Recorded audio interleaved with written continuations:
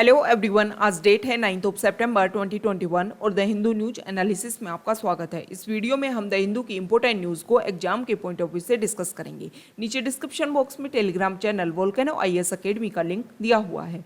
First important news है agriculture से related. हमारी सेंट्रल गवर्नमेंट ने रबी क्रॉप्स के लिए मिनिमम सपोर्ट प्राइस को इंक्रीज किया है। फर्स्ट क्रॉप वीट, उसमें 2% का हाइक उन्होंने किया है। इसके अलावा जो ऑयल सीड्स एंड पल्सेज हैं उनमें 8% का हाइक किया गया है। आपका आज का क्वेश्चन ये है, आपको नीचे कमेंट बॉक्स में ये बताना है कि रबी क्रॉप्स में कौन कौन सी मेजर क्रॉप्स आती हैं, वो सारे आपको नीचे कमेंट बॉक्स में बताना है। तो ये मिनिमम सपोर्ट प्राइस क्या होते हैं? मिनिमम सपोर्ट प्राइस एक मिनिमम प्राइस होती है जिसके ऊपर जो गवर्नमेंट है वो डायरेक्ट फार्मर्स से उसकी क्रॉप्स को खरीदती है। मिनिमम सपोर्ट प्राइस के लिए रिकमेंडेशन दी जाती है commission for agriculture cost and prices, मतलब CACP के द्वारा। ये जो CACP है वो ministry of agriculture and farmers welfare की एक अटैच्ड ऑफिस है।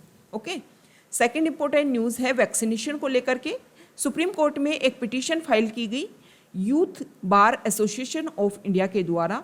इन्होंने बोला कि डोर टू डोर जो कैंपेनिंग है वैक्सीनेशन के लिए वो स्टार्ट किया जाए। सुप्रीम कोर्ट ने इस पिटीशन की सुनवाई करने के दौरान ये इम्पोर्टेंट स्टेटमेंट दिया कि इस तरीके की जो पिटीशन डाली जाती है जुडिशरी में, उसमें हमारे इंडिया की जो कॉम्प्लेक्सिटी है, complexity of governance and diversity of the country, इसको इग्नोर करके इस तरीके की पिटीशन डाली जाती है।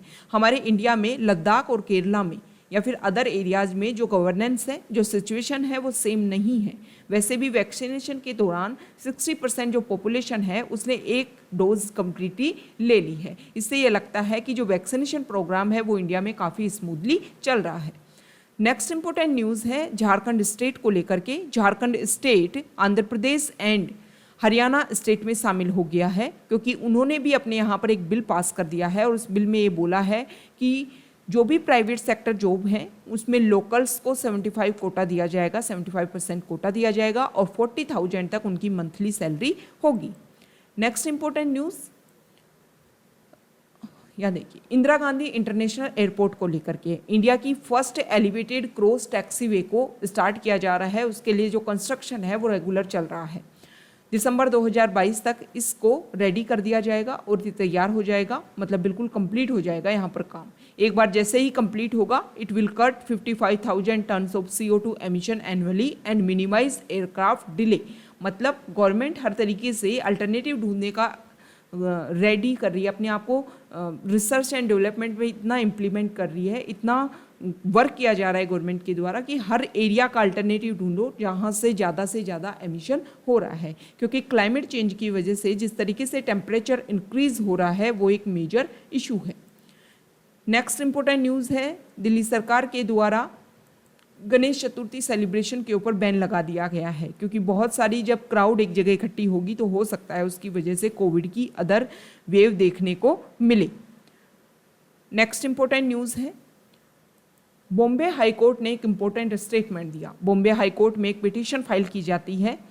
यहाँ देखिए, महाराष्ट्र का भिवंडी एरिया, उसमें काम्बे विलेज है, उनके कुछ रेजिडेंट्स ने ये पिटीशन फाइल की। उन्होंने बोला कि अभी भी प्रेजेंट टाइम में हमारे इंडिया जो है 75 ईयर ऑफ इंडिपेंडेंस में एंटर कर चुका है। उस समय भी हमारे इंडिया के जो लोग हैं उनको ड्रिंकिंग वाटर के लिए कोर्ट का दरवाज़ा खटखटाना पड़ रहा है। जो बॉम्बे हाई कोर्ट है उन्होंने इम्पोर्टेंट स्टेटमेंट दिया कि drinking water is a fundamental right, और कम से कम यहाँ पर इशू क्या है, इशू ये है कि मंथ में उनको सिर्फ 2 बार ड्रिंकिंग वाटर की अवेलेबिलिटी हो पाती है। तो बॉम्बे हाई कोर्ट के द्वारा बोला गया है कि कम से कम रेगुलर उनको वाटर अवेलेबिलिटी होनी चाहिए। नेक्स्ट इंपॉर्टेंट आर्टिकल है, एडिटोरियल पेज पर कुछ डाटा आए हैं अनएम्प्लॉयमेंट रेट को लेकर के। अगस्त का जो मंथ है उसमें अनएम्प्लॉयमेंट रेट इंडिया में इंक्रीज हो गया 8.3% से, जो जुलाई में 7% तक ही था। इसके 2 मेजर कारण हैं, 2 मेजर फैक्टर हैं जो आप मान सकते हो। एक तो एग्रीकल्चर सेक्टर में जो जॉब्स हैं उसमें कमी आई है, और दूसरी जो अदर सेकेंड फैक्टर है वो अनयूजुअल है।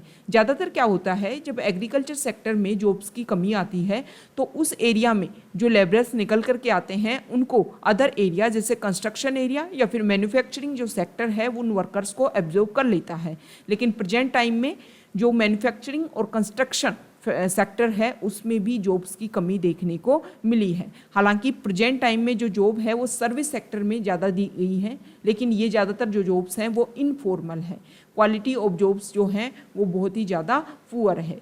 ये जो फिगर्स हैं और ये जो ऑब्जर्वेशन है वो CMIE के द्वारा दिखाए गए हैं। उन्होंने मतलब ये स्टडी की है और उन्होंने ही ये डाटा पब्लिश किए हैं। ओके, नेक्स्ट इंपॉर्टेंट न्यूज़ यहाँ देखिए। सेंट्रल गवर्नमेंट ने सुप्रीम कोर्ट को बोल दिया है कि वो जल्द ही एक नया एफिडेविट लेके आएंगी सितंबर 22 तक, और इस एफिडेविट में NDA नेशनल डिफेंस एकेडमी में जो वीमेन हैं उनको भी एंट्री दी जाएगी। मतलब NDA के एग्जाम में 12th पास जो गर्ल्स हैं उनको एंट्री दी जाएगी आर्मी में। ओके, तो ये इंपॉर्टेंट स्टेटमेंट है।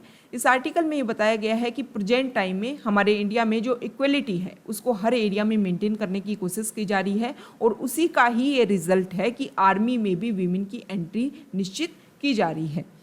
नेक्स्ट इंपॉर्टेंट न्यूज़ यहाँ देखिए। सुप्रीम कोर्ट ने बोला है कि सेंट्रल गवर्नमेंट के पास में पावर है ईडी डायरेक्टर जो है उसकी टर्म को वो एक्सटेंड कर सकते हैं। प्रेजेंट टाइम में जो हमारे ईडी डायरेक्टर हैं वो है संजय कुमार मिश्रा, और उनकी 2 साल का इनका टर्म होता है। लेकिन जब ये ईडी और इम्पोर्टेंट पोस्ट के ऊपर कोई भी पर्सन है वो किसी स्पेशल केस में जब इन्वॉल्व होते हैं तो उसको एक्सटेंड किया जा सकता है, उनके टेन्योर को एक्सटेंड किया जा सकता है। ओके, देखो यहाँ पर बताया गया as the tenure of the appointment of director of enforcement is not a maximum period of 2 years. A person can be appointed as director of enforcement for a period of more than 2 years. Okay, next important news, Asthana appointment. Delhi high court ने जो central government है उसको allow कर दिया है कि आपने Gujarat cadre के जो IPS ऑफिसर राकेश अस्थाना को दिल्ली पुलिस कमिश्नर के रूप में अपॉइंट किया। एक तरीके से जो इंटर कैडर सर्विसेज हैं उसको आपने वायलेशन किया। इसके अलावा जो इनका टर्म को लेकर के कुछ इनके अपॉइंटमेंट को लेकर के अदर इश्यूज हैं उसके आधार पर ये पिटीशन डाली गई। तो दिल्ली हाई कोर्ट ने बोल दिया है कि सेंट्रल गवर्नमेंट इसमें अपना जो भी क्लियरेंस देना चाहती है उसके लिए मोर टाइम उनको दिया जा रहा है। नेक्स्ट इंपॉर्टेंट न्यूज़, अगर रेलवे क्या होती है, रेल जो है ट्रेन जो है लेट होती है तो उससे अगर किसी को नुकसान होता है तो गवर्नमेंट जो है रेलवे जो है इसका क्या देगी, आपको कंपनसेशन देगी। इसी तरीके का एक इश्यू हुआ था, उसकी वजह से जो भी टूरिस्ट थे उनका फ्लाइट मिस हो जाती है। इसके अलावा उन्होंने अदर एरियाज़ में जहाँ पर वो घूमने जा रहे थे, ट्रैवलिंग के जा रहे थे, उस एरिया में बहुत सारे उन्होंने होटल्स बुक कर रखे थे, अदर बहुत सारी चीज़ें उन्होंने बुक कर रखी थी, जिसकी वजह से उनका काफ़ी मनी वेस्ट हुआ। तो अगर रेलवे जो है अपना वैलिड पॉइंट नहीं रखती है ट्रेन की लेट होने के लिए तो उनको क्या देना पड़ेगा, कंपनसेशन देना पड़ेगा। नेक्स्ट इंपॉर्टेंट न्यूज़ यहाँ देखिए,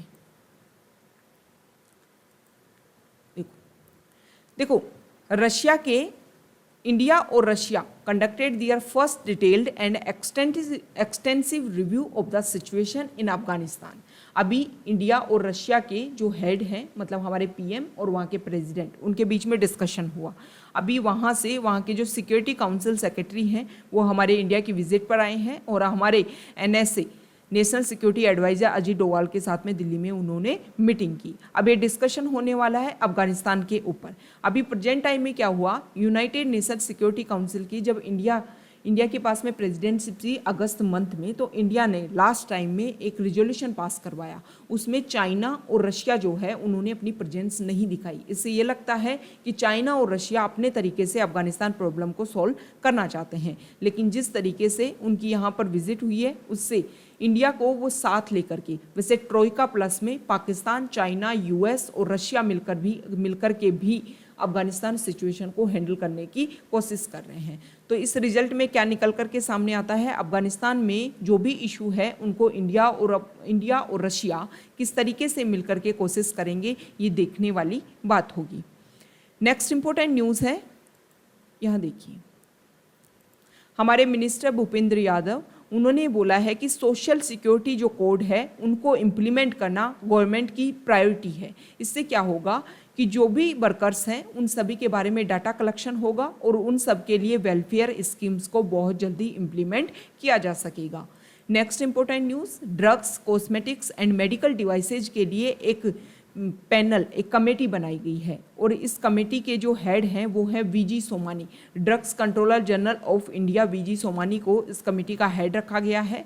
इसके अलावा अदर मेंबर्स भी हैं और वो सब मिलकर के इसके ऊपर डिस्कशन करेंगे कि किस तरीके से इन एरिया में इन पॉइंट्स के ऊपर वर्क किया जा सकता है या आने वाले समय में अदर चेंजेस इनमें किए जा सकते हैं। नेक्स्ट इंपॉर्टेंट न्यूज़ यहाँ देखिए, देखो इंडिया और ऑस्ट्रेलिया के बीच में 2+2 मीट होने वाली है। ये जो मीट है, अब देखो 2+2 मीट जो है ना वो इम्पोर्टेंट हो जाती है। पहले तो आप ये देख लीजिए 2+2 मिनिस्ट्रियल मीटिंग में highest level institutional mechanism between the two countries होता है। मतलब दो कंट्रीज के बीच में जो हाईएस्ट इंस्टीट्यूशनल मैकेनिज्म को लेकर के 2+2 मिनिस्ट्रियल मीटिंग होती है। मतलब इसमें दोनों कंट्रीज़ के जो डिफेंस या फॉरेन मिनिस्टर्स हैं वो आपस में मिलते हैं और दोनों कंट्री जो हैं वो मिलकर के डिस्कशन करते हैं। प्रेजेंट टाइम में इंडिया जो है वो ऑस्ट्रेलिया, जापान और यूएसए के साथ में 2+2 मिनिस्ट्रियल मीटिंग करता है। ओके, तो यहाँ पर हमारे इंडिया में ऑस्ट्रेलिया के फॉरेन मिनिस्टर और इसके अलावा मिनिस्टर ऑफ डिफेंस इंडिया में विजिट करेंगे और इस विजिट के दौरान देखो इंडिया और ऑस्ट्रेलिया का जो इंगेजमेंट है वो रीजनल पार्टनर्स के रूप में है। ओके, और Australia's engagement with regional partners at the ministers with also visit Indonesia, south Korea and US for Indo Pacific consultations. मतलब इनके जो ये हेड हैं, ये जो डिफेंस और फॉरेन मिनिस्टर है, ये यहाँ भी विजिट करेंगे और इंडो पैसिफिक एरिया के लेकर के डिस्कशन करेंगे। अब इंडिया और ऑस्ट्रेलिया में जो स्ट्रेटजिक पार्टनरशिप है उसका एक कॉर्नर स्टोन है 2+2 डिस्कशन। इसमें हम बहुत सारे पॉइंट्स के ऊपर डिस्कशन किया जा सकता है, जैसे सिक्योरिटी को लेकर के, stable and prosperous Indo Pacific region को लेकर के। ओके, तो अब आने वाले climate change, cyber security, economic issues, critical technology and supply chains, इन सारे पॉइंट्स के ऊपर हम डिस्कशन कर सकते हैं। ओके, देखो वहाँ के जो न्यूज़पेपर हैं उन्होंने रिपोर्ट दी है कि the discussion in Delhi is likely to include a bilateral free trade agreement.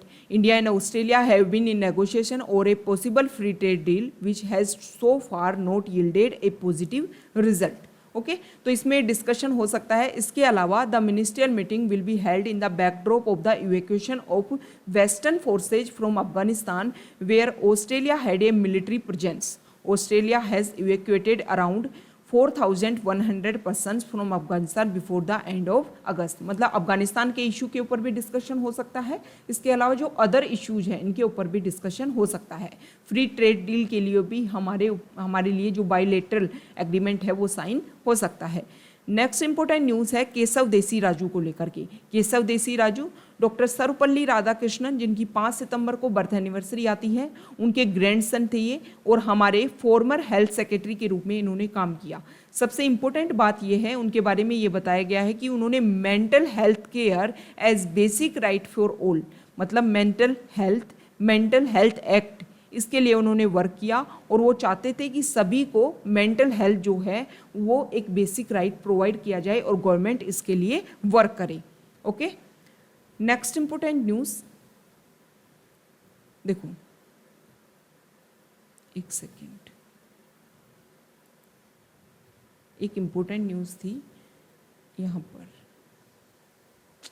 एक सेकेंड, हाँ ये देखो, एक मिनट,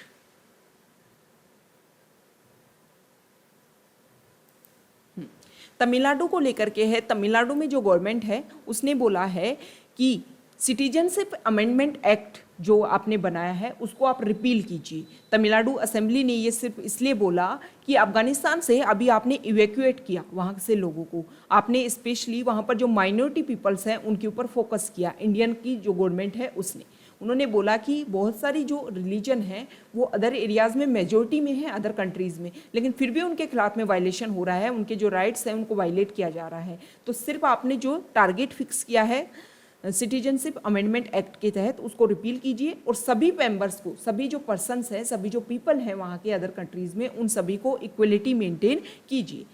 CAA के तहत हमने ये डिसाइड किया था कि हमारे जो 3 रीजनल कंट्रीज़ हैं, 3 नेबरिंग कंट्रीज़ हैं, जिसमें बांग्लादेश, अफगानिस्तान और पाकिस्तान में 6 religion, Hindu, Sikh, Buddhist, Jain, Parsi and Christian, ये जो माइनॉरिटी में है वहाँ पर, इन सबको हम क्या करेंगे, वहाँ से इवैक्यूएट करेंगे, और अगर वो इंडिया में आते हैं तो इंडिया की सिटीजनशिप उनको दी जाएगी। ओके, प्रेजेंट टाइम में जो बीजेपी गवर्नमेंट है उनके द्वारा ये बोला गया कि देखो, जब पाकिस्तान को इंडिपेंडेंस मिली थी उस समय वहाँ पर 20% हिंदू थे, लेकिन प्रेजेंट टाइम में वहाँ पर ओनली 3% हिंदू बचे हुए हैं। तो यही मेजर कारण है कि सिटीजनशिप अमेंडमेंट एक्ट 2019 में ये सारी चीज़ें इम्प्लीमेंट की गई थी।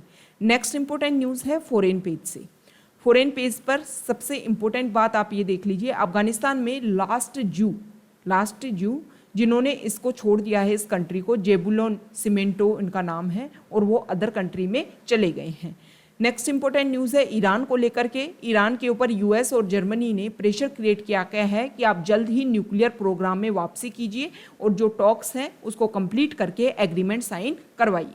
ओके, ईरान जो है रेगुलर IAEA रेगुलर इस बात को, इस इंटरनेशनल एटॉमिक एनर्जी जो एजेंसी है वो रेगुलर देख रही है कि ईरान जो है वो अपने यहाँ पर जो भी यूरेनियम है, हाईली एनरिच्ड यूरेनियम के स्टॉक पाइल को रेगुलर इंक्रीज करता जा रहा है।